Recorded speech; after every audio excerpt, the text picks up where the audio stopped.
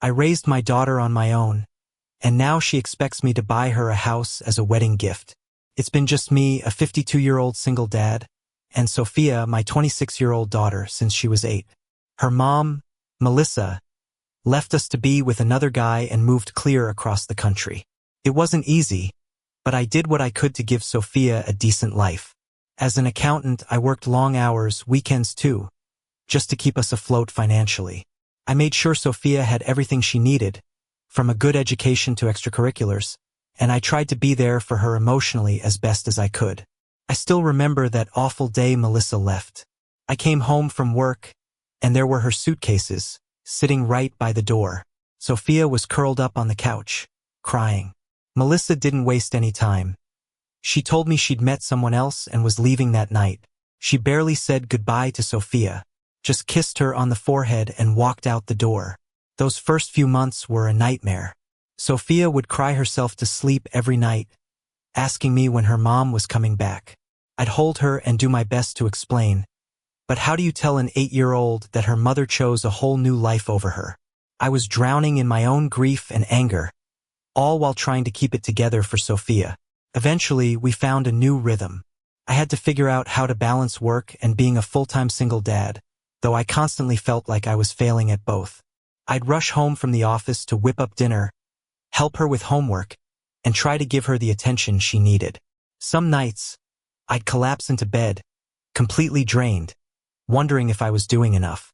Despite the chaos, Sophia and I were pretty close back then. I'd take her to the park every weekend, help her with school projects, and we'd have movie nights with homemade popcorn. She was such a bright, curious kid with a huge heart. Every birthday or Father's Day, she'd make these cards for me, covered in glitter and sweet notes about how I was the best dad ever. Thinking back on those moments just makes what's happening now hurt even more. I tried my best to give her as normal a childhood as possible. I signed her up for dance classes, took her on camping trips, and was there cheering her on at every school event. I wanted her to know that even though her mom was gone, she was still loved and supported. But as Sophia got older, things started to change. My sweet little girl who used to love hanging out with her dad turned into a moody teenager almost overnight. Suddenly, spending time with me wasn't cool anymore. She began pushing boundaries, staying out late, hanging with people I wasn't too happy about. We clashed a lot during those years. One time, when she was 16, she came home way past curfew, smelling like alcohol. When I confronted her, things got ugly fast. She completely lost it, screaming at me that I was ruining her life and that she wished she could live with her mom instead. Those words cut me deep. I knew she was just angry, lashing out, but it didn't make it hurt any less hearing my own daughter say she'd rather be with the woman who'd abandoned us. Even through those rocky years, I did everything I could for her. I paid for her to go to a good college, covered the rent for her off-campus apartment, and even bought her a car for her 21st birthday. Looking back, maybe I was overcompensating for her mom leaving, trying to make up for the hurt by giving her everything I could. I just wanted her to have the best life possible. During Sophia's college years, things got a bit better between us. She'd call more often, and we had some nice conversations about her classes and what she wanted to do after graduation. Felt like we were finally turning a corner. I was proud of the woman she was growing into and excited to see where life would take her. Then she started dating Alan, her now fiancé, about 4 years ago, not long after she graduated. I had my doubts about him from the beginning. He comes from a wealthy family, and it's obvious he's never really had to work for anything. His parents run a successful real estate business, and Alan has a cushy job there, one he clearly got through family connections. He drives a flashy sports car, dresses in designer clothes, and has this arrogant attitude, like he's never had to face a single challenge in life. I still remember the first time Sophia brought Alan home. He strolled in like he owned the place, barely even shaking my hand. At dinner, he made these snide little comments about our small house, and when I mentioned having to work late sometimes, he seemed almost shocked. It was clear he looked down on us for not being as wealthy as his family. On the surface, Alan seems charming enough, always ready with a slick compliment or a funny story when we're at family gatherings. But something about him has always rubbed me the wrong way. He'd make these offhand comments, or act surprised when I talked about things like paying bills or budgeting. It was as if he couldn't wrap his head around the idea that most people don't have unlimited money to throw around. Still, I tried to push those feelings aside for Sophia's sake. She was absolutely head over heels for Alan, always gushing about how he treated her like a princess. Lavish dates, expensive gifts, he was pulling out all the stops. I worried he was love-bombing her, but any time I tried to gently express my concerns, Sophia would accuse me of being jealous or trying to ruin her happiness. So, for the most part, I kept quiet. But as their relationship went on, I started noticing changes in Sophia. She became more materialistic, constantly talking about the latest designer handbag or some fancy restaurant Alan had taken her to. It was like she was getting swept up in his world, and I wasn't sure I liked where it was taking her. She started making these comments about how she couldn't wait to live the kind of lifestyle Alan's family had. It was like the down-to-earth girl I'd raised was disappearing right before my eyes. Fast forward to 6 months ago, Sophia and Alan got engaged, and she immediately dove headfirst into wedding planning. At first, I was thrilled for her. What father doesn't dream of walking his little girl down the aisle, right? But things spiraled out of control quickly. Sophia started talking about this massive, over-the-top wedding at some fancy vineyard resort. We're talking 300-plus guests, a weekend-long affair, the works. She wanted a designer dress, a 10-piece band, gourmet catering, the whole 9 yards. When she showed me the estimated budget, I nearly fell out of my chair. The total was well over $100,000. I had to sit her down and have a serious conversation about money. I explained that while I wanted her to have a beautiful wedding, I simply couldn't afford to shell out that kind of cash. I even walked her through my finances between the mortgage, car payments, and trying to save for retirement.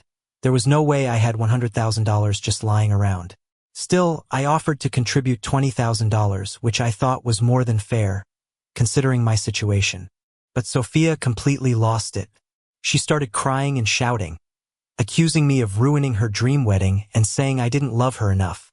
She threw in every big-ticket item I'd ever bought for myself, like my fishing boat and the new TV I got last year, as proof that I had the money but was just being stingy. Of course, she ignored the fact that I'd spent years saving for those things. I couldn't believe what I was hearing. This didn't feel like the daughter I'd raised. I tried to calm her down, suggesting ways to have a beautiful wedding on a more realistic budget. I even offered to help DIY some decorations or look for a less expensive venue. But Sophia wasn't having any of it. She stormed out, slamming the door behind her. For the next few weeks, Sophia kept bringing it up. She'd send me pictures of wedding dresses that cost more than my car or links to ridiculously expensive venues. And every time, I'd gently remind her that my budget hadn't changed. Each time, she'd get upset, give me the silent treatment for a few days, and then start the whole process over again. It was wearing me out. Then Alan got involved, and things went from bad to worse. He'd make these passive-aggressive comments, pointing out how his parents were willing to contribute whatever it took to give Sophia her dream wedding, unlike some people. At one point, he even had the audacity to suggest I take out a second mortgage on my house to pay for the wedding. When I told him that wasn't happening, he said I obviously didn't care about Sophia's happiness. I tried to have a reasonable conversation about it, but I decided to reach out to Alan's parents, thinking they might be the voice of reason. That backfired spectacularly. They were completely shocked that I wasn't willing to sacrifice everything for my only daughter's special day. Alan's mom even had the nerve to offer me a loan, with a condescending pat on the arm, like I was some kind of charity case. I walked away from that conversation feeling both furious and humiliated. Then about a month ago, things really hit a breaking point. Sophia showed up at my house one evening, unannounced. She was all smiles and sweetness, which immediately made me suspicious. She sat me down and started gushing about how she'd found the perfect venue for the wedding. But there was a catch. They needed a 50% deposit to hold the date. Before I could even react, she hit me with the bombshell. She needed me to write a check for $30,000 right then and there. I was stunned. I told her, flat out, absolutely not. I reminded her, again, that I'd already committed to contributing $20,000 total, and that was it. The moment the words left my mouth, her entire demeanor changed. It was like a switch flipped. She started screaming at me, calling me selfish, and saying I never really loved her. Then she dragged her mom into it, accusing me of abandoning her just like Melissa did. She went on, saying I cared more about money than my own daughter and that she'd never forgive me if I ruined her wedding. I stayed calm, even though I was boiling inside, and told Sophia she needed to leave. She stormed out, slamming the door so hard I thought it might come off the hinges. I figured she just needed time to cool down, and maybe after a few days we could talk things out. I had no idea what was coming next. A week later, I went to transfer some money between my accounts, and that's when I noticed something was wrong. My savings account balance was way lower than it should have been.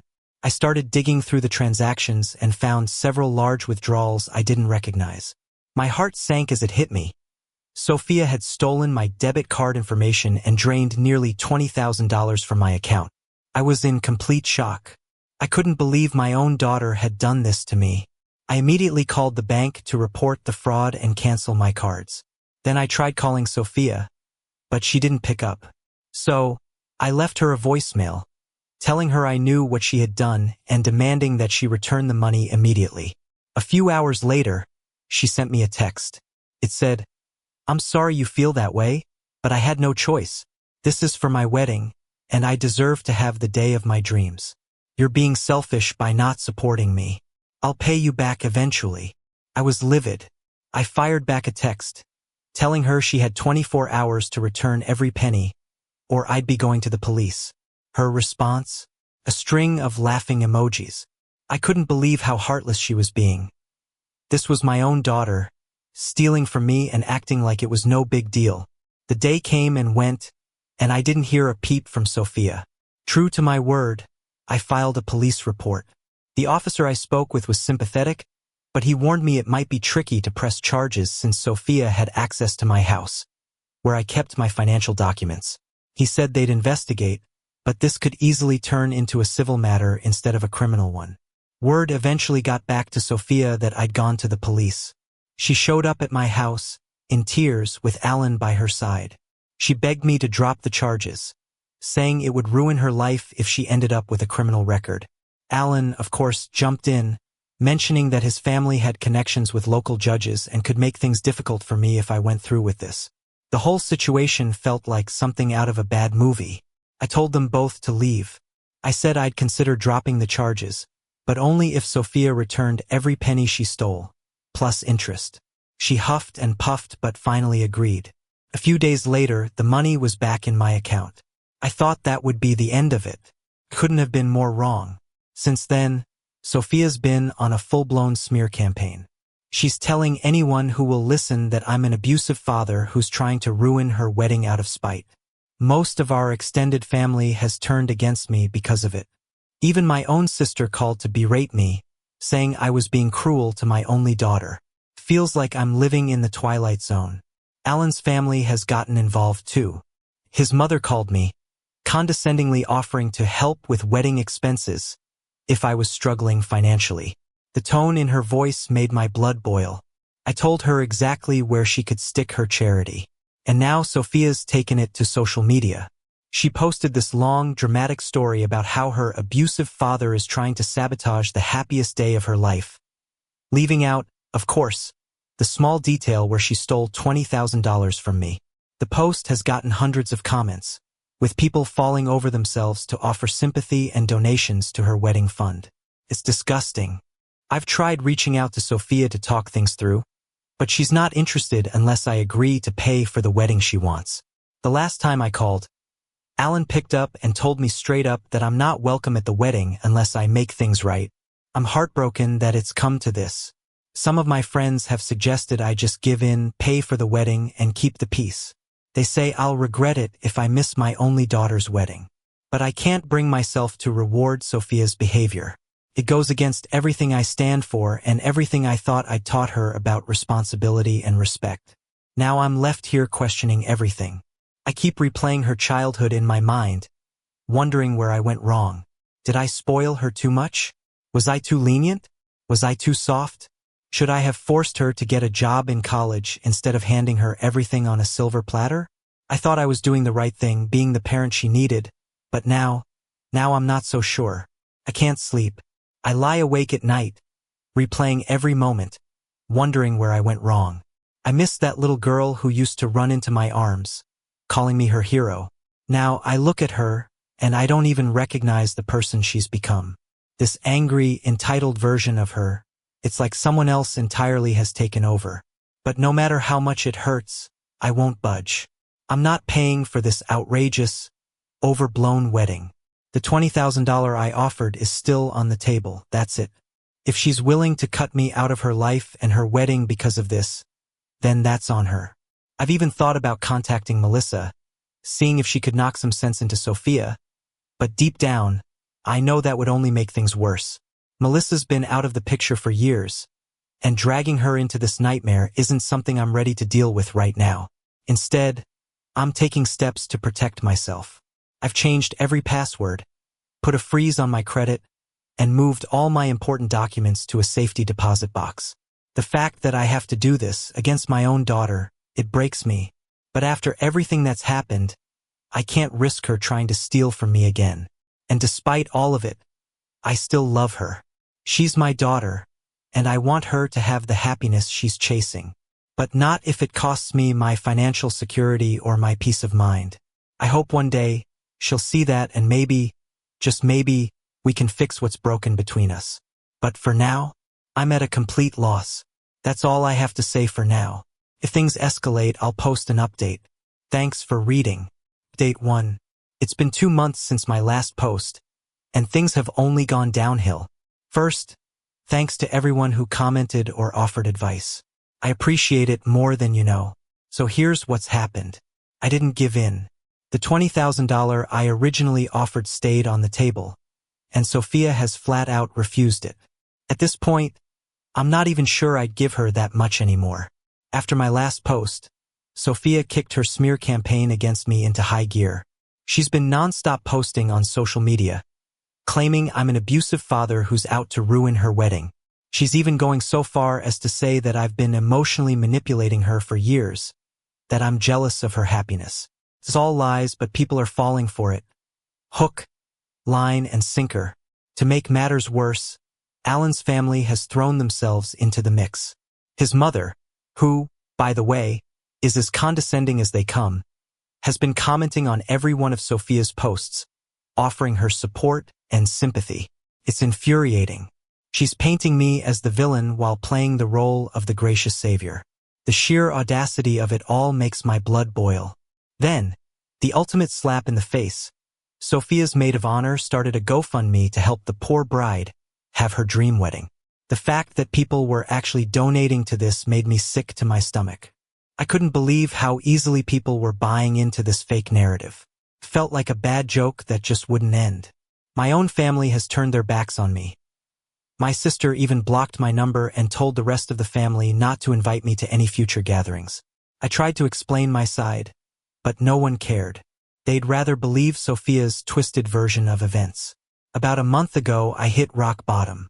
Sophia's maid of honor, someone I barely know, called to let me know that Sophia had decided her stepfather would be walking her down the aisle. I didn't even know she'd been in contact with her mom or her stepdad. Finding out like that, from some random kid, felt like a punch straight to the gut. I'll admit it, I lost it after that. Spent a few days drinking way more than I should, ignoring calls, just trying to numb the pain. But then, something clicked in me. I thought, screw it. If they all want to paint me as the bad guy, fine. I'll play the part. I hired a lawyer. We went through everything: college tuition, rent, car payments, every penny I'd ever spent on Sophia. Then I had the lawyer draw up a bill with interest and I sent it straight to her. Petty? Absolutely. Did it feel good? You bet it did. Sophia went absolutely ballistic. She showed up at my house, screaming about how I was trying to financially ruin her. I just stood there, calm as ever, and told her she had 30 days to start paying me back, or I'd be taking her to court. The look on her face was priceless.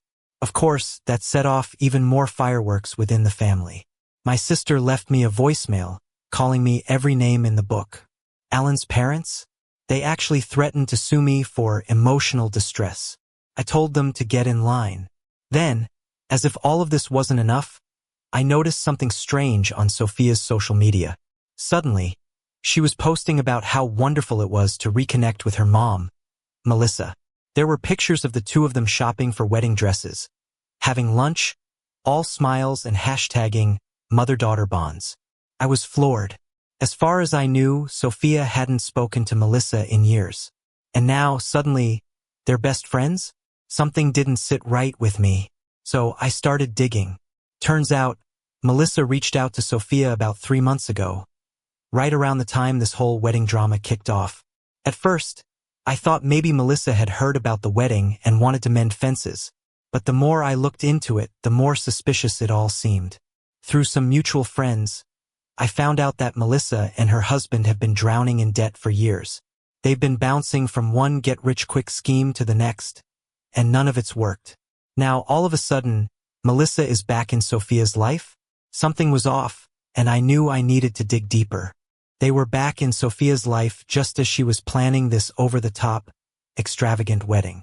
There was no way that was a coincidence.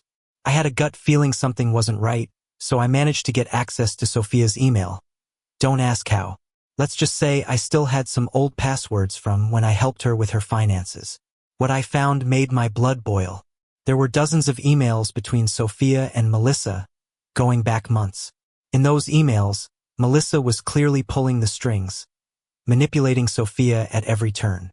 She was the one pushing Sophia to demand more and more money from me for the wedding.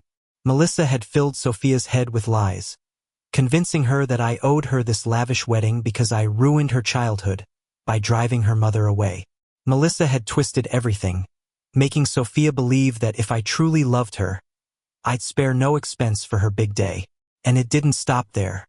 Melissa even gave Sophia tips on how to guilt-trip me, what buttons to push, and how to make me cave. It was all so calculated, so heartless. But the worst part? Melissa was asking Sophia for money, too. It started with small amounts, just a few $100s here and there, supposedly for wedding expenses. But the amounts kept growing. In the most recent emails, Melissa was asking for thousands of dollars, claiming she needed it to buy a mother-of-the-bride dress and rent a car to get to the wedding. It was all there, black and white.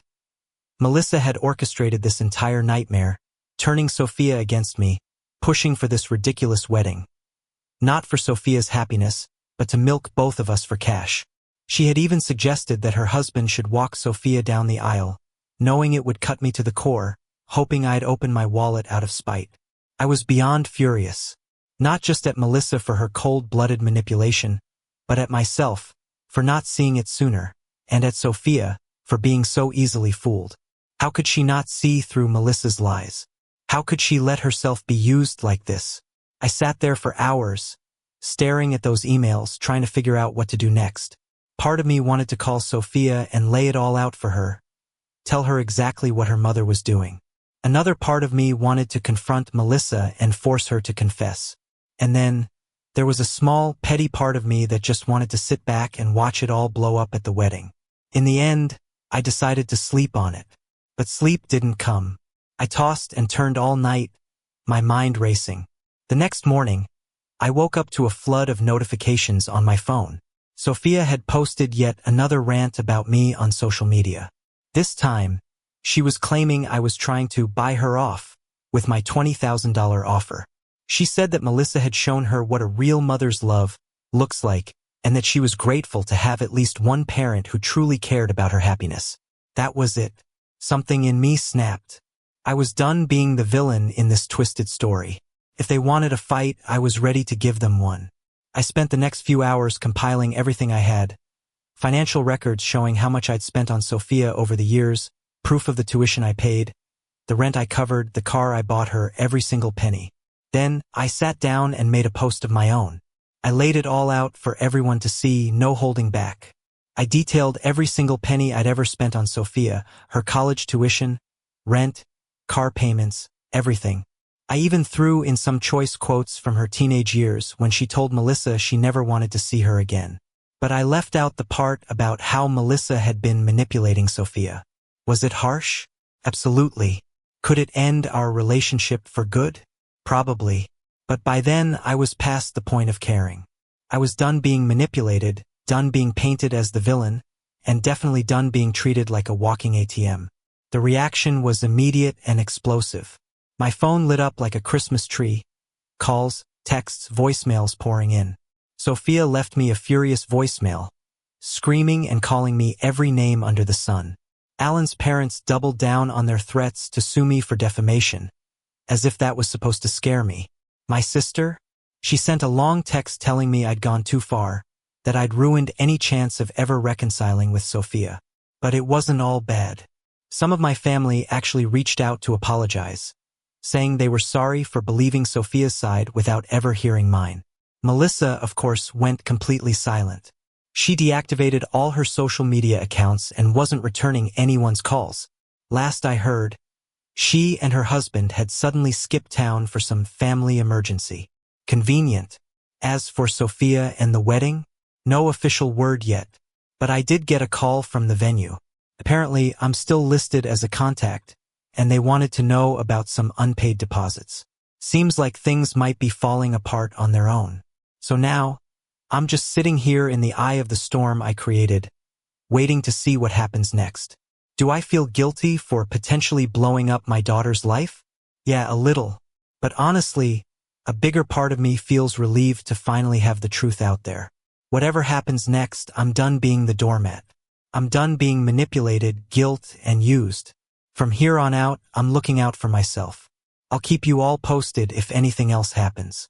Something tells me this circus isn't over yet. But for now, I'm going to pour myself a drink and try to get some rest. I have a feeling I'm going to need it for whatever comes next. Update 2. It's been 3 weeks since my last update, and somehow things have gotten even crazier. Just when I thought I'd seen it all, the universe threw more chaos my way. First off, the wedding is officially off, at least for now. The venue called me again, this time to inform me that all deposits had been forfeited due to non-payment. Apparently, Sophia and Alan missed the final payment deadline by over a week. The schadenfreude is real, folks. But that's just the tip of the iceberg. Remember how I mentioned Melissa and her husband had left town for a family emergency? Well, turns out, that family emergency Melissa and her husband ran off for? It was a big, fat $20,000 lie. 2 days after my last update, I got a call from Alan. Yes, you read that right. Alan called me and he was frantic, almost incoherent. It took a while to calm him down, but once I did, he dropped an absolute bombshell. Melissa and her husband had drained all of Sophia's bank accounts and disappeared. Apparently, after my exposed post, Sophia had a full-blown meltdown. She was so stressed out that she'd given Melissa access to her bank accounts to help with the wedding planning. And Melissa, being the vulture she is, saw her opportunity and took it. She didn't just empty Sophia's savings. She maxed out her credit cards and even took out a loan in her name. Then she and her husband vanished without a trace. Alan was calling me because Sophia was too ashamed to do it herself. They're flat broke, drowning in debt, and have no idea what to do next. Honestly, part of me wanted to laugh and say, this isn't my problem. But out of sheer morbid curiosity, I agreed to meet them. When I saw Sophia, I barely recognized her. She looked completely broken. The meeting was tense, to say the least. Sophia couldn't even bring herself to look me in the eye. Alan did most of the talking, explaining the situation in detail, and it was even worse than I thought. Not only had Melissa stolen everything they had, but she left them buried under a mountain of debt. They're facing potential bankruptcy, and there's even talk of criminal charges due to the fraudulent loan Melissa took out. I sat there, listening to their sob story, and when they were finally done, Sophia spoke up. She apologized, tears running down her face, admitting that she'd been foolish, selfish, and easily manipulated. She said she understood if I never wanted to see her again, but she needed help. Now, I'd love to say I immediately forgave her, that I rushed to fix everything like some hero. But I didn't. I told them I needed time to think and walked out, leaving them sitting there in that coffee shop. And if you think that's the end of it, think again. Remember Alan's parents? The ones threatening to sue me? Well, they reached out too. Turns out they've disowned Alan. They're absolutely furious that he let Sophia give Melissa access to their money, and now they've cut him off completely. They want nothing to do with this disaster. So now I'm left with a decision. Do I step in and help Sophia and Alan clean up this mess? Part of me thinks they deserve to face the consequences of their actions. But then, there's another part that remembers the little girl who used to run to me with scraped knees, looking for comfort. It's tearing me up inside. I haven't made up my mind yet. I'm consulting with my lawyer to see what kind of legal entanglements I might be walking into if I get involved. The last thing I need is to end up financially wrecked because of all this. But while I'm trying to figure it out, I can't shake the feeling that, somehow, I'm still that little girl's dad. The family drama just keeps spiraling. My sister, the one who blocked my number, called me out of the blue to apologize. Turns out, she was one of the people Melissa had hit up for wedding expenses. She's out a few $1,000s now and feeling pretty foolish. She wants to mend fences and I'm considering it, but honestly, I'm still a bit wary. As for Melissa, she's completely vanished. There's still no sign of her or her husband. The police are involved now, but they're not optimistic. Apparently, Melissa and her husband have a long history of pulling this kind of scam. They've run similar schemes in at least 3 other states, and they're pros at disappearing without a trace. Meanwhile, Sophia and Alan are in even deeper trouble. They're staying with a friend because they've both lost their jobs from missing so much work during all this chaos.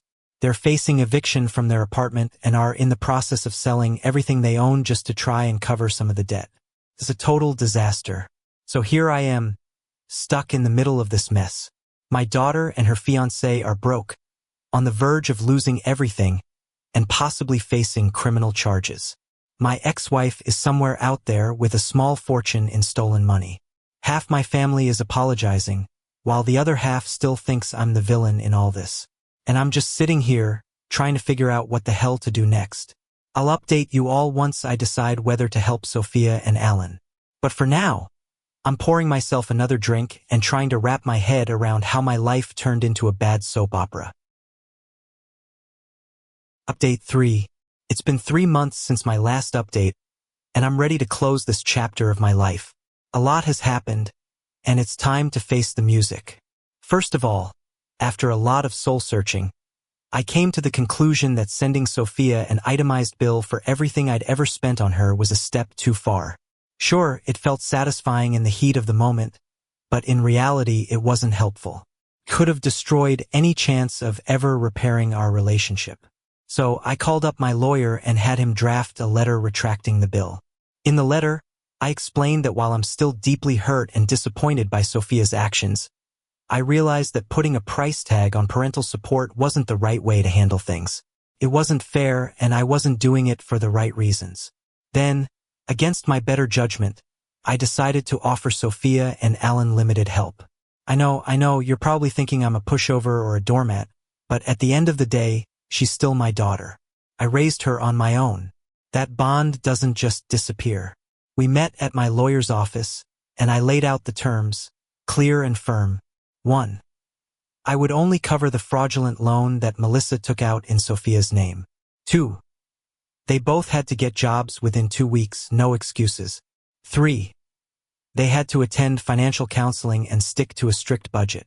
4. They must cut all ties with Melissa if she ever resurfaced. I made it crystal clear that this was not forgiveness, and it wasn't a free pass.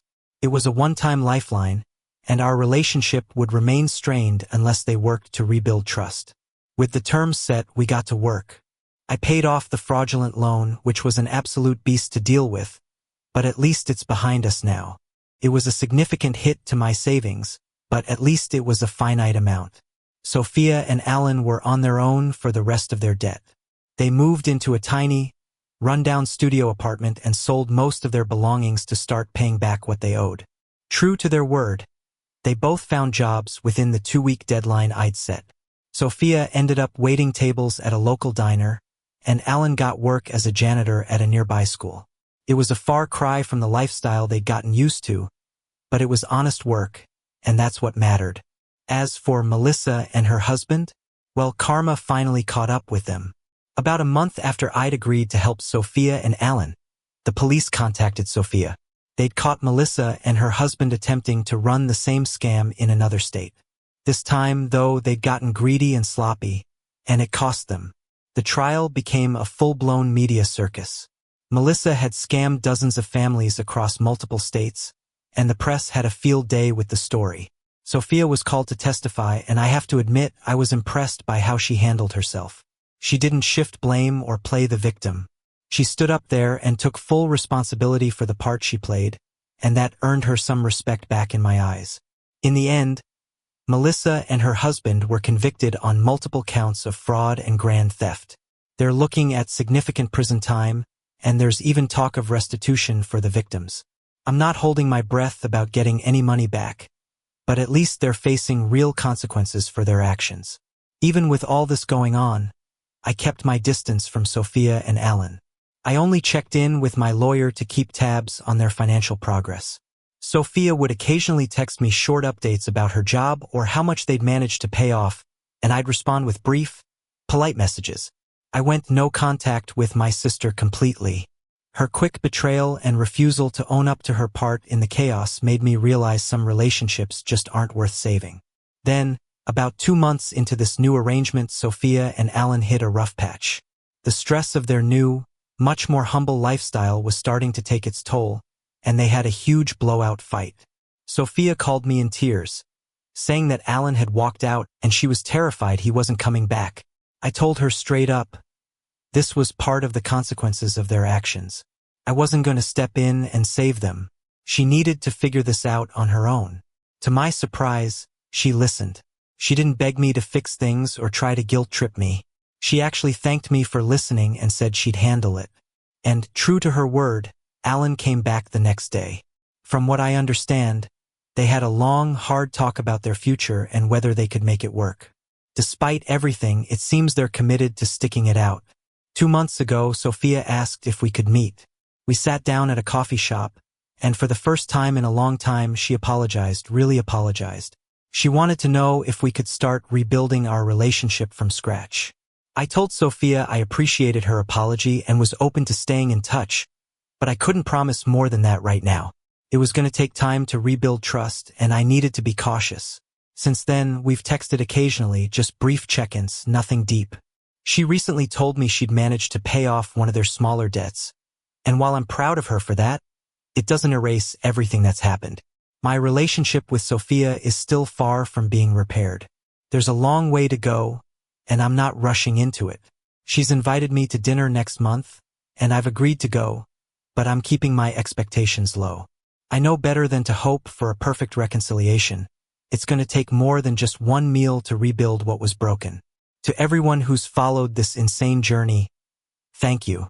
Your support and advice have meant more to me than I can express.